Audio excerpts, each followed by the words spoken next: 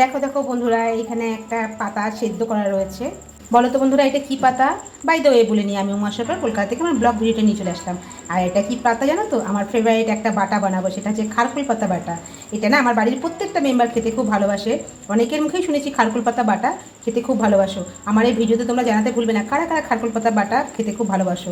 তা আমি এখানে দেখো পাতাটাকে বেছে ধুয়ে সুন্দর করে কড়াইতে মজিয়ে নিয়েছিলাম রসটা। তারপরে এটাকে বাটা করব।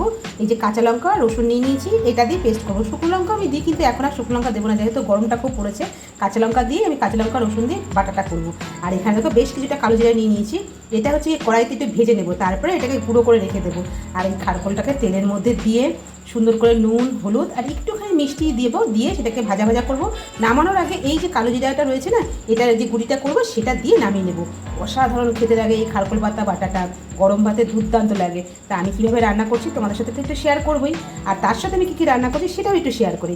এখানে দেখো পেঁপে আলুর ডালনা করব, এটা হচ্ছে কি একটা তরকারি হবে। এছাড়া রয়েছে এখানে আলু ভাজা রয়েছে, পটল ভেজে রেখেছি, ডাঁটা ভেজে রেখেছি।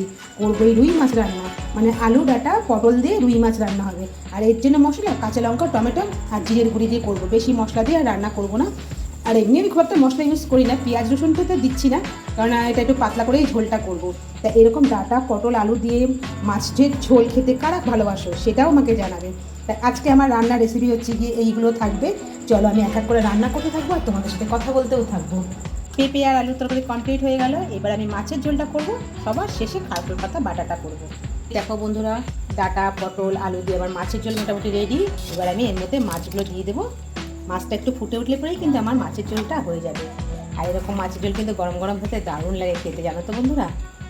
আমার তো মোটামুটি কমপ্লিট হয়ে যাবে মাছের ঝোলটা। আজকে কিন্তু কাঁচা লঙ্কা টমেটো আর জিরের গুঁড়ি দিয়ে আজকেও করেছি। আজকে শুধু একটু রঙের জন্য কাশ্মীরি মির্চি দিয়েছি। ঠিক আছে বন্ধুরা, দেখো বন্ধুরা, মাছটাকে ঝোলের সাথে সুন্দর করে ফুটিয়ে নিয়েছি। মাছের ঝোল কিন্তু আমার পুরোপুরি রেডি। এই মাছের ঝোলের মধ্যে না একটুখানি ভাত যদি দেওয়া যায় না, ভাজা জিরের গুঁড়ি, দারুণ লাগে খেতে। তা আমি একটুখানি পাশের চাটুতে ভাজা জিরের গুঁড়ি করে রেখেছিলাম, এটা আমি মাছের মধ্যে দিয়ে দিলাম, দিয়েই গ্যাসটা বন্ধ করে দেবো। আর এই যে জিরের গুঁড়ির গন্ধটা, এটা কিন্তু খুব খুব ভালো লাগে যখন খাওয়া হয় না মাছের ঝোলটা, দারুণ লাগে যখন এই জিরের গুঁড়ির গন্ধটা পাওয়া যায়। আমার মাছের ঝোল দেখো কমপ্লিট। জিরের গুঁড়ি দিয়ে আমি মাছের ঝোলটা এবার নামিয়ে নেবো। আমি কিন্তু এটা ফোটাবো না, ফোটালে পরে জিরের গুঁড়ির গন্ধটা চলে যাবে।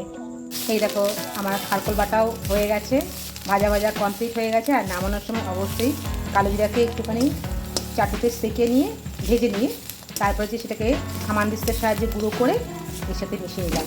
আমার কিন্তু খারকোল বাটা রেডি হয়ে গেল। এখন একটু পটল ভাজা করবো, এটা হচ্ছে কি একটুখানি ভাত দিয়ে খাবো সেই জন্য। তো বন্ধুরা, আমার পেঁপের তরকারি রেডি হয়ে গেছে কমপ্লিট। এখানে এই যে বাটাও হয়ে গেছে, খারকুল পাতা বাটা, আর এখানে মাছের ঝোলও হয়ে গেছে। ঠিক আছে, আর এখানে মার জন্য বেড়ে রেখেছি। আর হাজব্যান্ড যেহেতু কালকে অফিসে খাবার নিয়ে যাবে না, ওর জন্য এখানে তুলে রেখে দিয়েছি, মাছের ঝোল তুলে রেখে দিয়েছি, বাটাও তুলে রাখবো। তা এখানে আমার রান্না সম্পূর্ণ কমপ্লিট হয়ে গেছে। কেমন লাগলো আজকের এই ভিডিওটা তোমাদের অবশ্যই জানাবে কিন্তু বন্ধুরা। আর এই যে খারকুল পাতা বাটা মাছের ঝোল, এরকম ডাঁটা আলু পটল দিয়ে কারা খেতে ভালোবাসো, সঙ্গে যদি একটু পেঁপের তরকারি থাকে, পেঁপের ডালনা, কেমন লাগে জানাতে ভুলো না বন্ধুরা। Tata bye bye.